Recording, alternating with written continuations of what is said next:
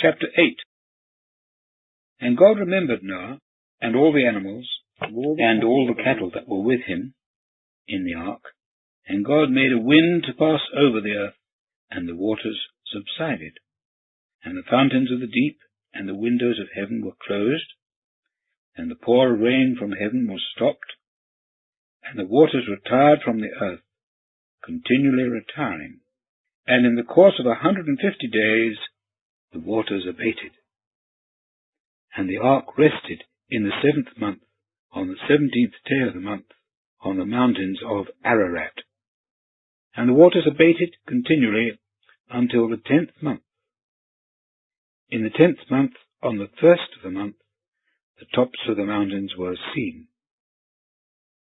And it came to pass at the end of 40 days that Noah opened the window of the ark which he had made. And he sent out the raven, which went forth going to and fro until the waters were dried from the earth. And he sent out the dove from him, to see if the waters had become low on the ground. But the dove found no resting place for the sole of her foot, and returned to him into the ark, for the waters were on the whole earth. And he put forth his hand and took her, and brought her to him into the ark. And he waited yet other 7 days, and again he sent forth the dove out of the ark. And the dove came to him at eventide, and behold, in her beak was an olive leaf plucked off. And Noah knew that the waters had become low on the earth.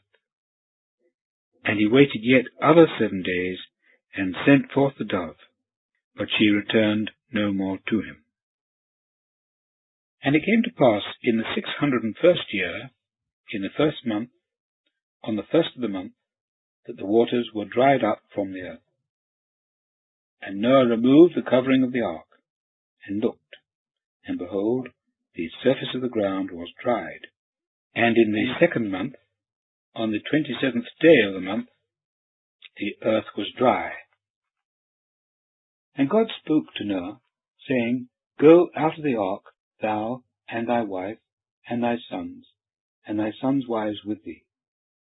Bring forth with thee every animal which is with thee, of all flesh, fowl as well as cattle, and all the creeping things which creep on the earth, that they may swarm on the earth, and may be fruitful and multiply on the earth.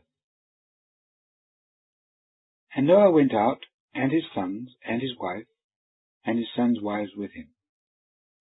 All the animals, all the creeping things, and all the fowl, everything that moves on the earth, after their kinds, went out of the ark.